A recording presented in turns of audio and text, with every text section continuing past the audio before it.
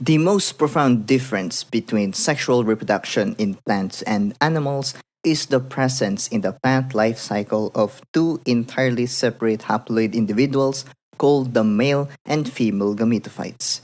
Strictly speaking, the flower itself is not a sexual structure. Flowers contain the male and female gametophytes, which produce the true sexual structures of angiosperms. We will begin our discussion with an overview of the plant life cycle and how it has evolved from that of simpler algal forms to that of flowering plants. Next, we will discuss the development of the male and female gametophytes, which produce gametes. As sessile organisms, plants depend on vectors such as wind or insects to bring about pollination and fertilization. As we will see, plants are not entirely passive in this process. They have evolved complex mechanisms, both anatomical and biochemical, that encourage outcrossing. The final step in the process is the development of the seed and fruit. We're going to start off with male and female gametophyte. So, we're going to end up with a seed. And so, male and female gametophytes develop within the anthers and the ovules respectively. And so the anther sometimes is referred to as a pollen sac or sporangia, like the house of spores. And the female gametophyte develops within the ovule, which is located inside the ovary. Oftentimes, there's more than one ovule. There's only one shown here in this picture. And so, the diploid plant, if you remember this from a previous discussion, is called the sporophyte. The sporophyte produces the gametophytes, and the gametophytes are haploid, and the sporophyte is diploid.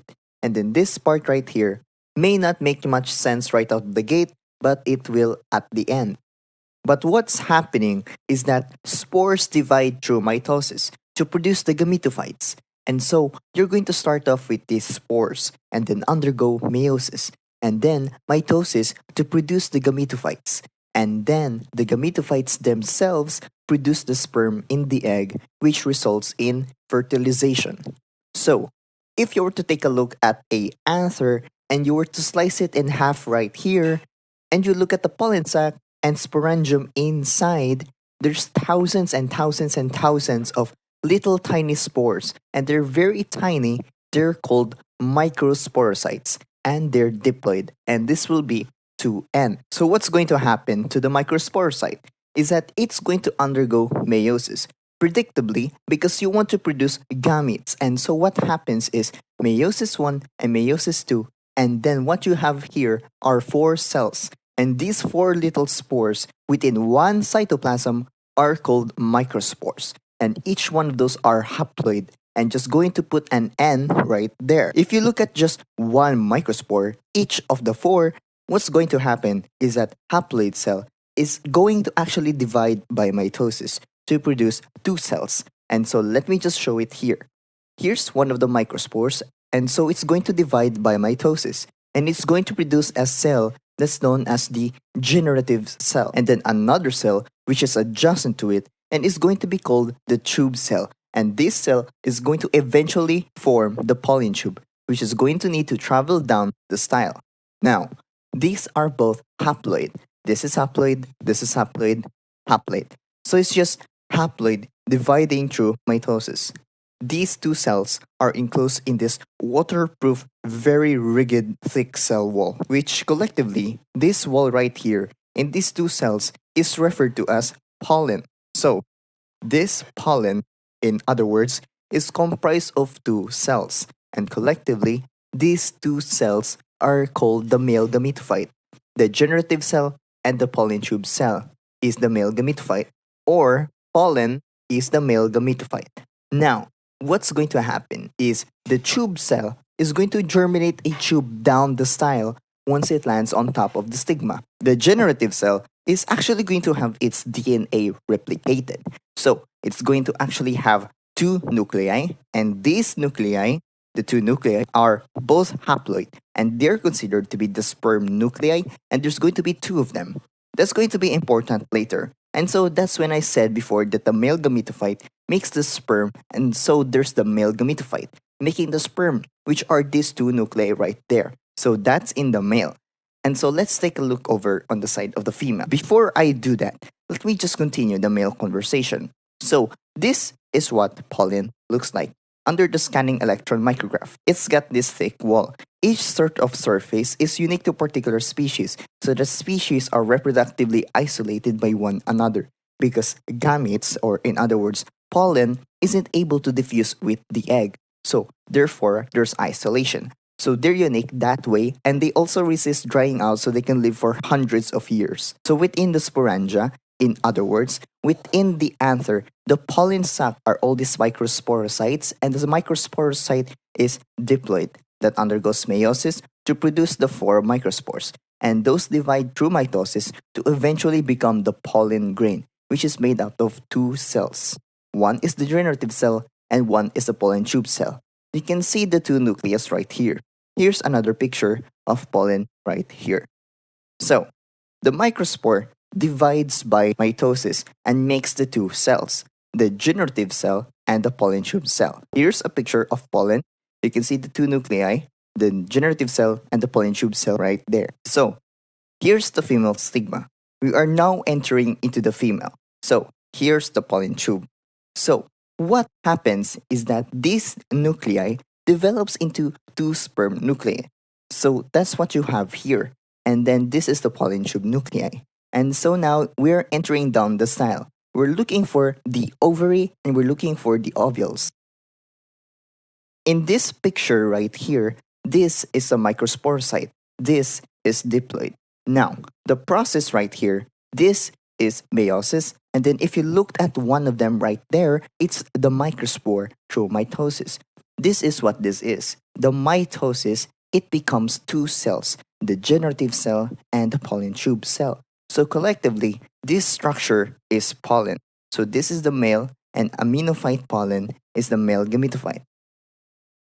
Okay, so the female gametophyte is referred to as the embryo sac and is comprised of many cells. It looks like this.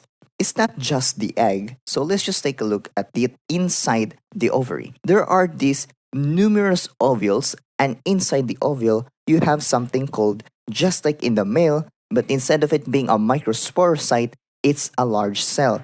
This is called a megasporocyte, and the megasporocyte is a diploid cell. And what it's going to do, it's going to undergo meiosis, and if you recall, in female meiosis, you have two cells. And then you have four cells, but one of them gets most of the cytoplasm. And so you end up with four cells. But one really large one, that's meiosis, and this is referred to as a megaspore. This cell right here, and so that megaspore is a haploid cell. And then just like in the male, so here's the four of them. Notice how one of them is much larger. Here's the megaspore right there. For this cell going to undergo mitosis, the female mitosis occurs 3 times in a row. So if you have one cell, you're going to have, or one nuclei, you're going to have then 2, and then 4, and then 8. If it happens 3 times, you're gonna have 8 nuclei. So you have 8 nuclei. There's 2, there's 4, and then there's 8. But check this out. The megaspore, the cytoplasm, hasn't divided, but then right at the very end of those 3 mitosis, then the cytoplasm divides. So you get 1 cell, 2 cells, 3 cells, 4 cell, 5 cells, 6 cell, and then what happens is there's a cell division that incorporates 2 nuclei inside.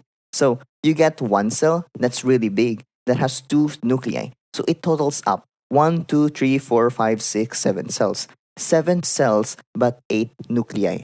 So, what you have there is there's 1, 2, and 3. This is inside the ovule.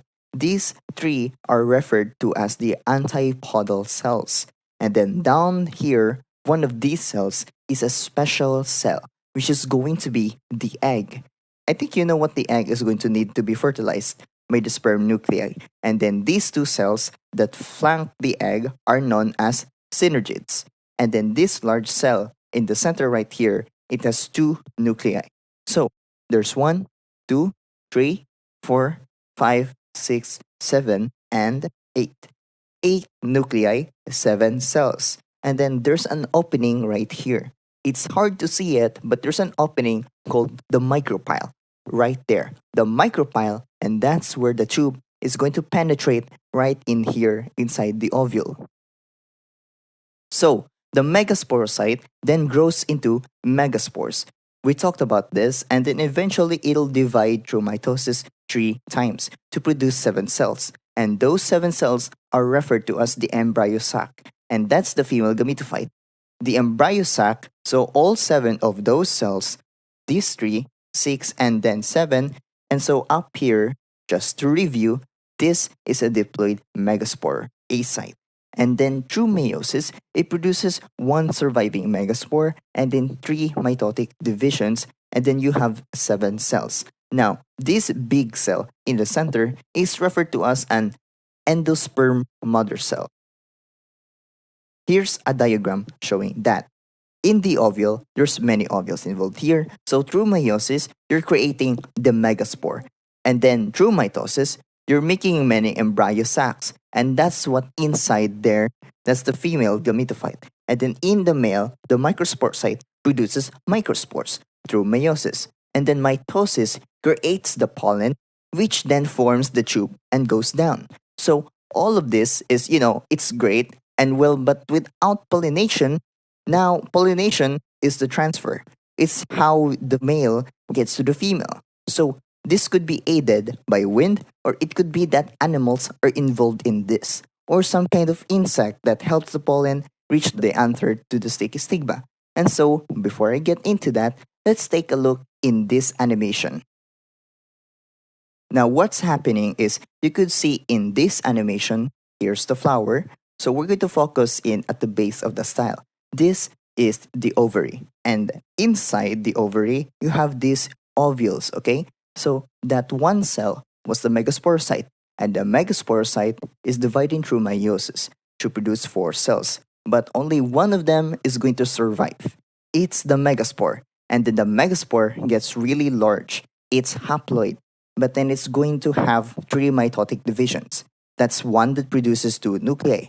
That's 2 that produces 4 nuclei, and then 1 more will produce 8. So there's 8 nuclei. The nuclei looks like they're migrating a little bit. This is where the opening is to the ovule down here, which is called the micropyle.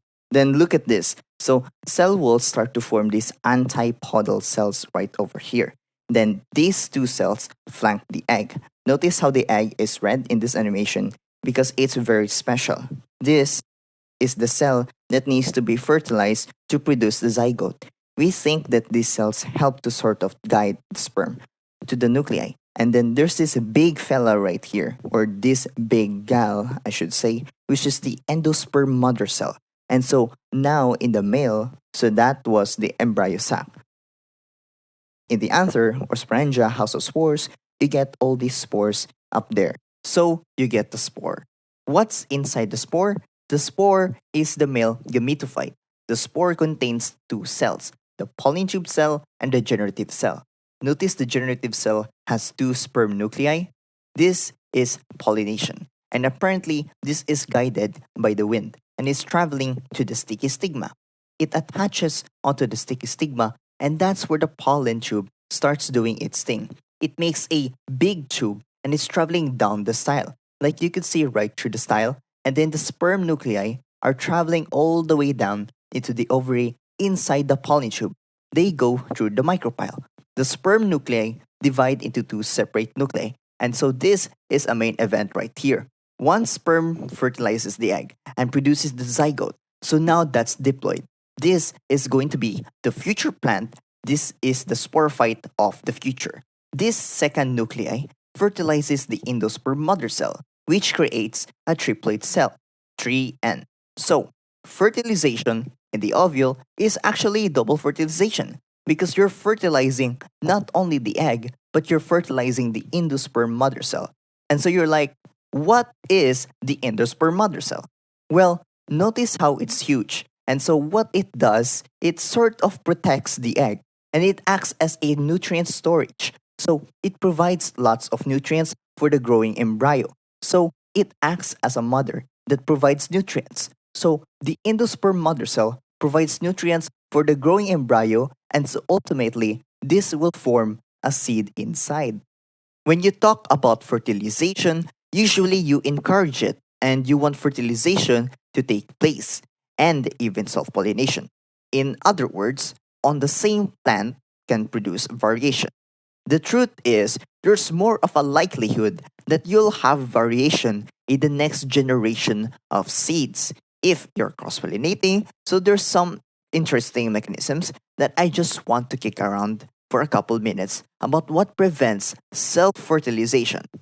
There's some barriers that really contribute to genetic diversity by assuring the sperm and eggs come from different plants. And now, one of them, you already know, is that when a plant is dioecious, in other words, dioecious meaning that they either harpulate or staminate, they are not bisexual. So you're assuring that you're gonna have cross pollination for sure. But even in plants that are bisexual, now you could have monoecious. In other words, sometimes the pollen doesn't reach the male and female flowers, but then sometimes there's some other mechanisms that are at play. One of them is even in a bisexual plant, sometimes that the anther and the carpel mature at different times. So, if they were mature at different times, they couldn't possibly fertilize, and then sometimes the way that which they're structured is sort of arranged in a way that it's unlikely that an animal pollinator could sort of transfer it on the same flower because of the location of the anther. So, you get all kinds of interesting mechanisms happening there. And the thing that makes it most interesting is that there's sort of a self incompatibility. So, in other words, like how our immune system works as an animal is that our white blood cells recognize foreign cells. So this is kind of an interesting thing. Like the plant can recognize self. So it's self incompatibility. So it will reject its own pollen, and so ultimately double fertilization gives rise to the zygote, which will become the embryo, and it gives rise to the endosperm, which is this nutrient triploid cell which supplies energy for the embryo. And so what happens is ultimately we've been through it's the male gametophyte uniting with the female gametophyte, and here's the endosperm mother cell right in the center, which is providing the nutrients. And so ultimately, double fertilization is fertilizing both the egg cell and the endosperm. So you get a diploid and you get a triploid. So that's why it's called double fertilization. And so double fertilization ensures that the endosperm, well, I mentioned this, will only develop where the egg has been fertilized. So this prevents squandering of nutrients. And so that's kind of efficient of the plant. And then finally, what's kind of fascinating is that we think we understood everything about fertilization, but it was until recently that we've been able to really isolate these small structures in a test tube under petri dish under the microscope. And we're able to study that it turns out that there's an increase in cytoplasmic calcium following fertilization. It's very similar in males.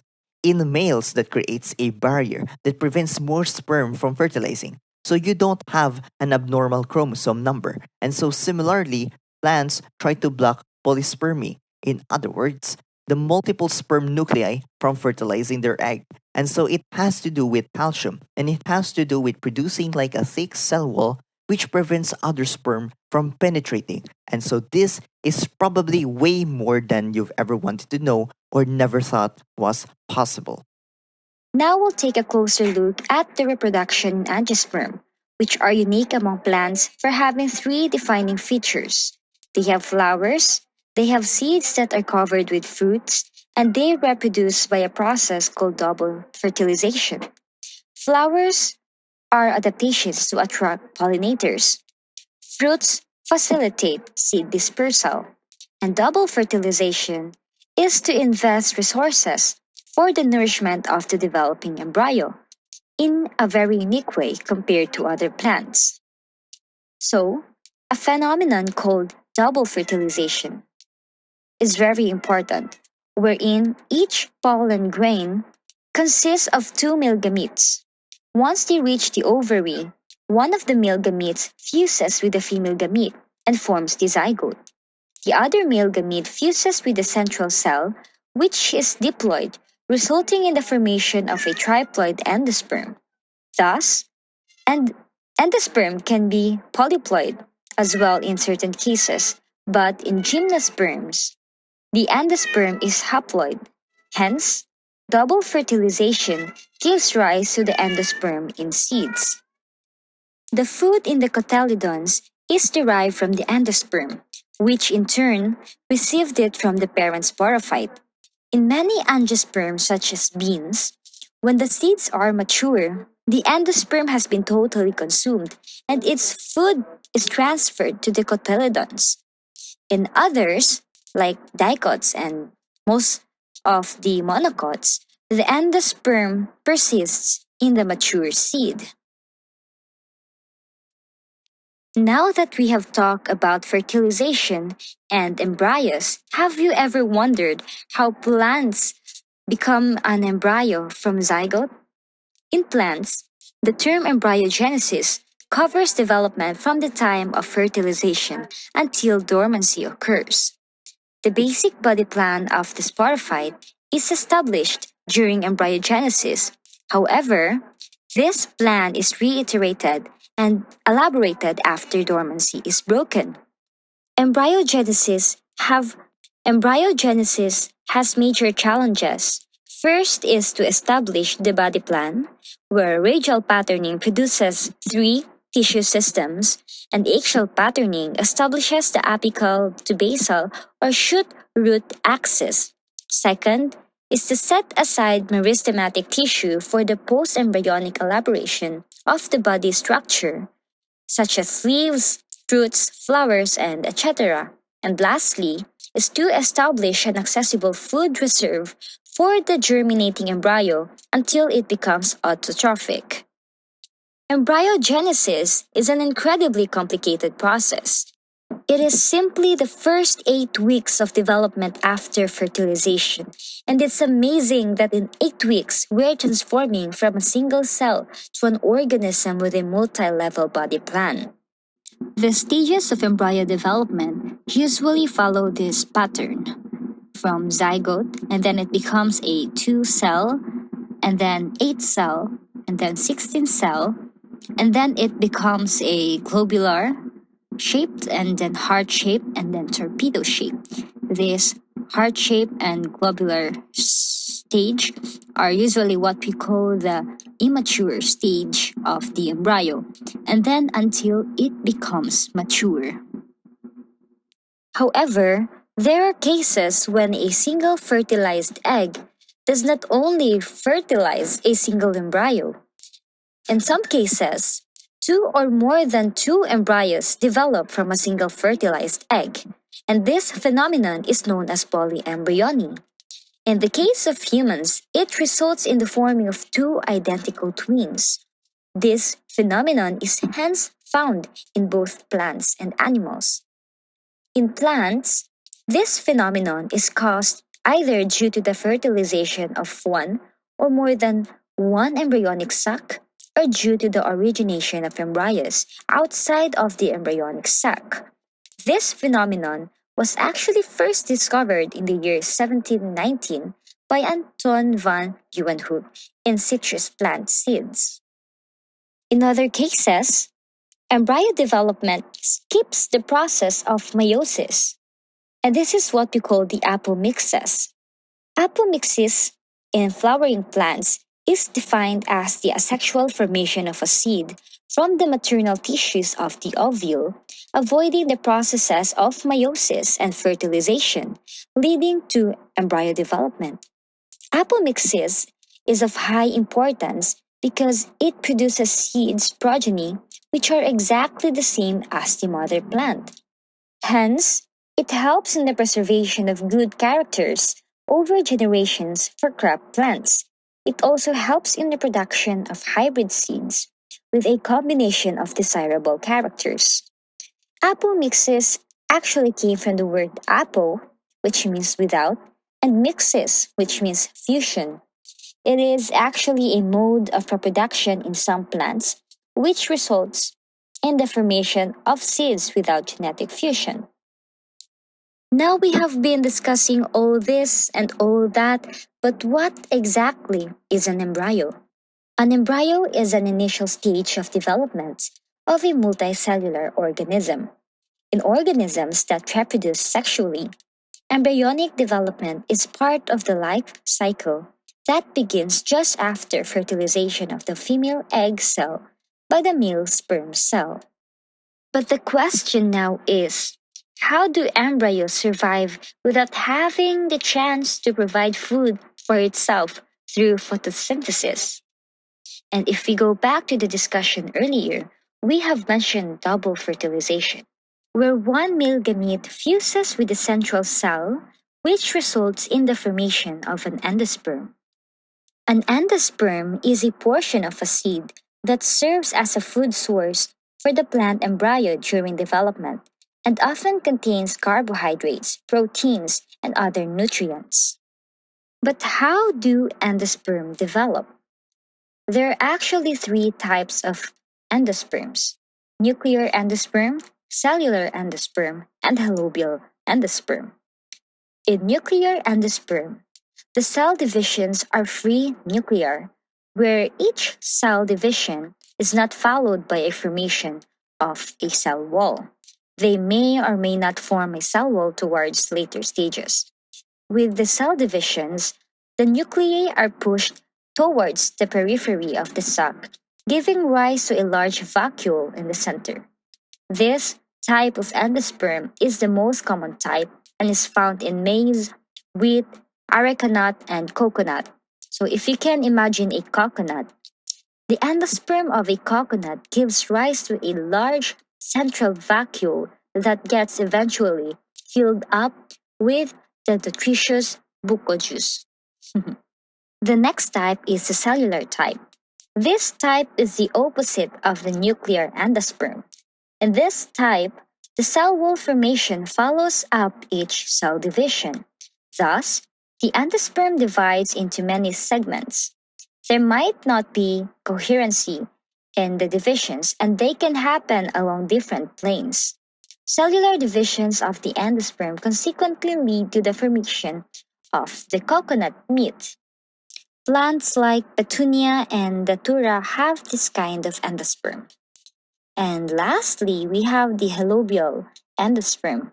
This is actually an intermediate between the other two types, where in this type, cell wall formation follows the first cell division, but the subsequent divisions do not lead to cell wall formation. The first cell division occurs along the transverse plane, giving rise to clear micropylar and chalazal ends. The subsequent divisions after the first one occurs in the micropylar end. Once the number of division in the micropylar end begin to increase, the chalazal end starts to degenerate or disintegrate. Another unique characteristic of a plant embryo is having storage proteins. So, these seed storage proteins are proteins that accumulate significantly in the developing seed, where it functions as a storage reserve for nitrogen, carbon, and sulfur. These proteins are rapidly mobilized during seed germination and serves as the major source of reduced nitrogen for growing seedlings.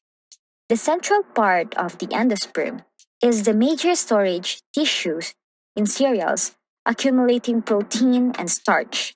However, globulins and oil are also stored in the outer cells of the endosperm and the single cotyledon of the embryo. The cotyledons of the embryo form the major storage tissues in green legumes, sunflower, and oil seed or canola, while proteins and oils are stored in the endosperm and embryo of quinoa, with starch being stored in the perisperm. Now, after a seed enters a period of temporary development after fertilization, such as what we describe in the embryogenesis portion, in most species, the seed then enters a period of stasis or inactivity, and this is what we call dormancy. Dormancy is triggered by a loss of up to 95% of the seed's water content, which dehydrates the seed and causes extremely low metabolic activity and concentrates the seed's sugar to protect the cells from freezing during winter months. And dormancy can actually last for months, years, or even centuries in some cases.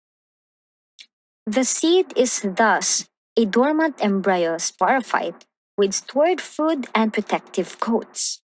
Its two functions are for dispersal of the species to new locations, aided in angiosperms by fruit, and survival of the species during unfavorable climatic periods such as winter, where annual plants such as beans, cereal, and many weeds can survive freezing only as seeds. When the parents die in the fall, the seeds actually remain alive, although it is only dormant over the winter. When conditions are once more favorable, germination occurs and a new generation of plants develop. The signal to initiate seed germination is an indicator that conditions are favorable for growth, and depending on the species, this may include water, indicating the start of a rainy season and rehydrating the seeds, specific wavelengths of light, indicating that favorable sunlight conditions are necessary for photosynthesis, and the seed should not be buried too far under the soil. And it can also include a sustained period of cold, indicating that the seed does not germinate until the cold season is over.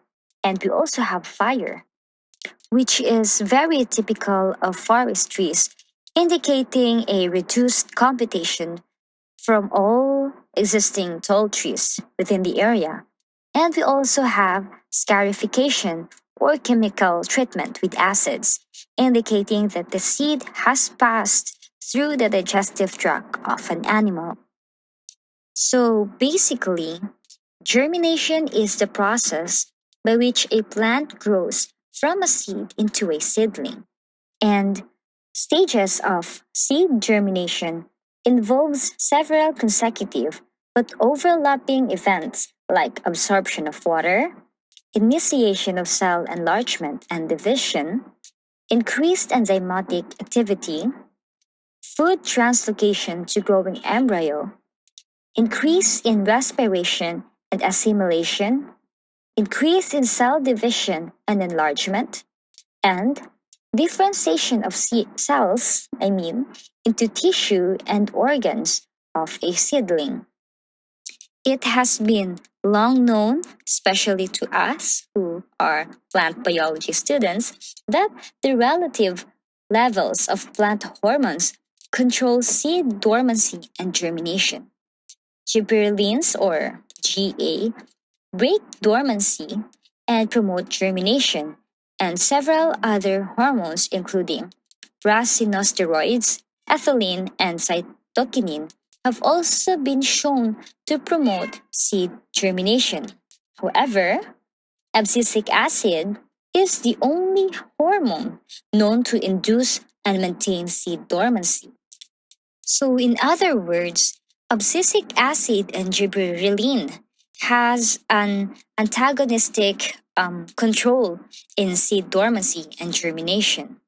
Abscisic acid positively regulates the induction and maintenance of dormancy, while gibberellic acid enhances germination. Now let's proceed to the delicious portion of this reporting, which is the fruit.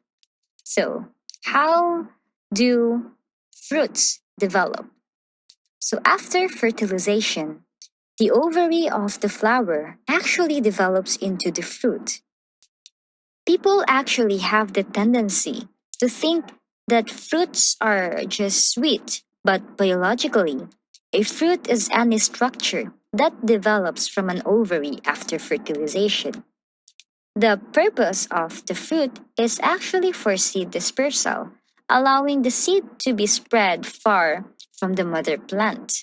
so they may find favorable and less competitive conditions in which to germinate and grow.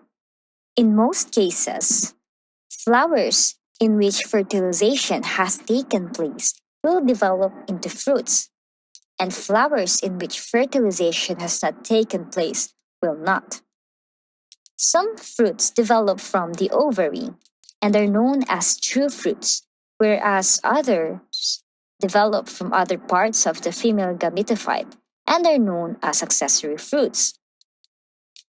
The fruit encloses the seed and the developing embryo, thereby providing it with protection. Fruits are of many different types depending on their origin and texture. The sweet tissue of the blackberry, the red flesh of the tomato, the shell of the peanut, and the hull of corn, the thin part that gets stuck in your teeth when you are eating corn, are actually all fruits. And as the fruit matures, the seed also mature. Again, fruits may be classified as simple, aggregate, multiple, or accessory, depending on their origin. If the fruit develops from a single carpel or fused carpels of a single ovary, it is known as a simple fruit, as we can see in nuts and beans. Yes, and an aggregate fruit is one that develops from more than one carpel, but all are in the same flower. The mature carpels fuse together to form the entire fruit, as we can see in the raspberry, and multiple fruit develops from an inflorescence or a cluster of flowers. And the best example for this is the very delicious pineapple, where the flowers fuse together to form the fruit. Accessory fruits, or sometimes what we call false fruits, are not derived from the ovary, but from another part of the flower. And this is um, can be observed in the strawberry, where the fruit is derived from the receptacle. Or in other examples, in apples and pears, the fruit is derived from the hypanthium and not from the ovary. Fruits generally have three parts: the exocarp, which is the outermost skin or the covering of the fruit, the mesocarp, or the middle part of the fruit, and the endocarp, the inner part of the fruit. So, together, all three are known as the pericarp. The mesocarp is usually the fleshy, edible part of the fruit. However, in some fruits, such as the almond, the endocarp is the edible part. In many fruits, two or all three of the layers are fused and are indistinguishable at maturity. Fruits can also be dry or fleshy, and if it's dry, then it can be divided into dehiscent or indehiscent types. Dehiscent fruits, such as peas, are readily able to release their seeds, while indehiscent fruits like peaches rely on decay to release their seeds, or in other terms, dehiscent fruits open at maturity, while indehiscent fruits does not open at maturity. Some fruit have built in mechanisms so they can disperse by themselves, whereas others require the help of agents like wind, water, and animals. As with pollination syndromes and flower structure, you can often predict a fruit's dispersal mechanism based on structure, composition, and size. Propulsion dispersed fruits, such as violets, actually explode out of the plant. Wind dispersed fruits, such as dandelions, are lightweight and may have a wing or parachute like appendages that allow them to be carried by the wind. Water dispersed fruits, such as coconuts, are very light or buoyant, giving them the ability to float. And we also have animal dispersed fruits, which may either have tiny hooks all over them so that they attach to passing animals and later fall off in a new location like sandburrs, or very sweet or fatty, so they will be eaten and deposited in a new location in the feces like blackberries. Fruits dispersed by birds tend to be brightly colored because birds have a highly developed sense of sight, and fruits dispersed by mammals tend to be highly scented because mammals have a highly developed sense of smell. So that's it for this discussion. I am Aliyah Fayasha Al Camil, and my partner is Zeus Gabriel Chambers, and we hope that you learned a thing or two from this topic. Thank you very much.